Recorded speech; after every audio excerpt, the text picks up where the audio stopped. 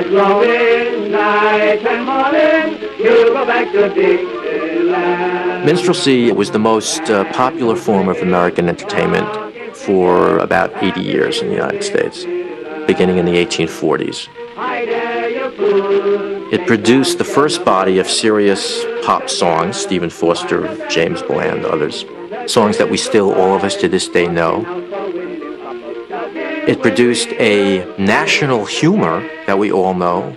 Why did the chicken cross the road? Who is that woman I saw you with last night?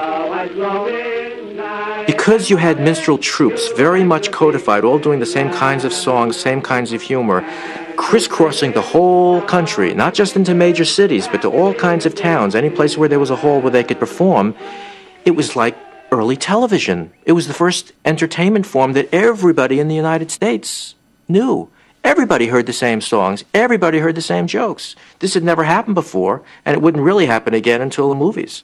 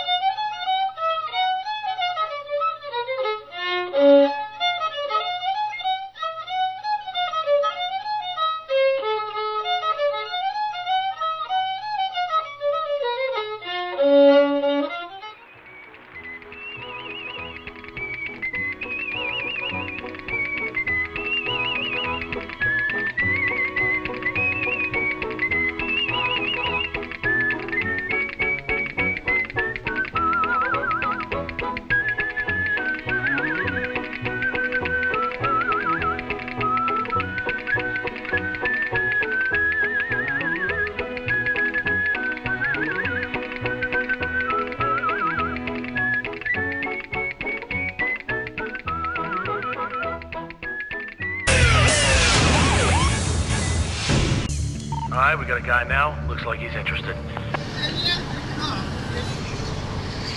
He's walking to it now. I can hear him.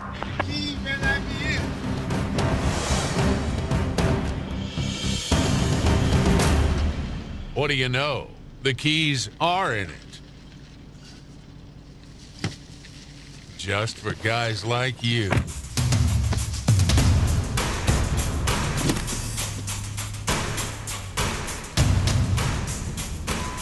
Doing a U-turn now.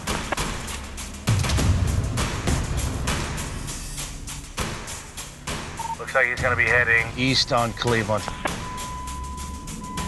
The driver takes off and thinks he's scot-free. But when he spots Detective Priestley making a U-turn right behind him, game change. Give us an idea of what happened today. My intention wasn't to steal this car. You know, when God call you, you don't come. What were you might thinking run, today? do this and do that. When you were walking down the street minding your own business, what were you thinking? What I was thinking is WWJD. What would Jesus do?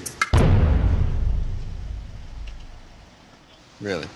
Two quiet people, Cotton Watts and Chick. Lady, let that be a lesson to you. What's the matter with you boys shooting up that man's hen house? I'll shoot any chicken trying to follow me home.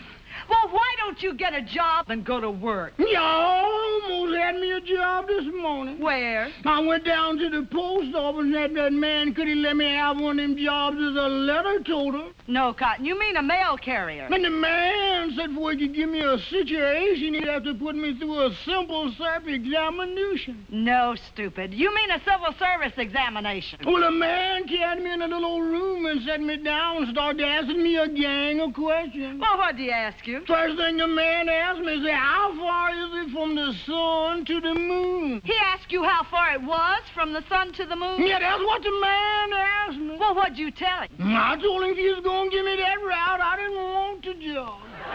Well, tell me, how would you like to go to work for me? Yes, ma'am. How much you going to pay me, I hope? Well, let's see now. I'll pay you all your work. No, ma'am. I got to have some money.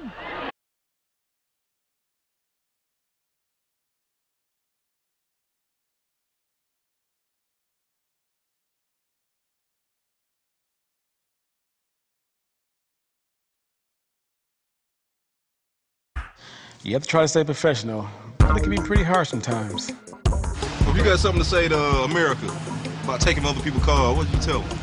Don't with nobody. So what would you tell if a little kid watching the show right now? What would you tell them? You still cussing like that?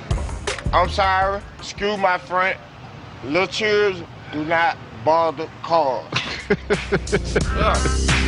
Mr. Cotton Watts. Oh, Mr. Billy, you know I'm crazy about my gal. I love that woman. Tell me, Cotton, how do you kiss your girl? Well, first you gotta get a girl. Then you draw close up to your chest, smooth over with fond caress, put lip to lip and gum to gum, then close your smackers and yum, yum, yum. Yeah.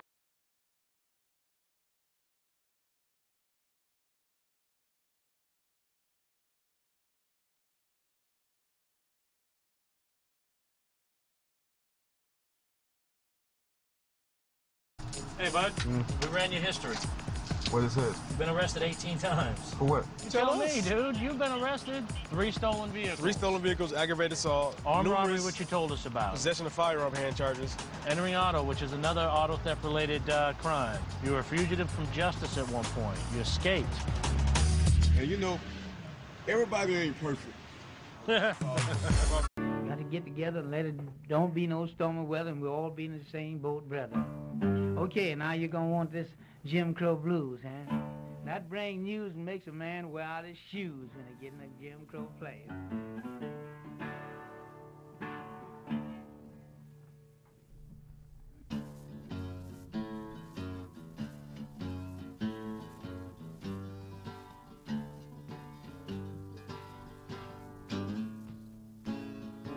What is that? Got another shirt in there, balled up?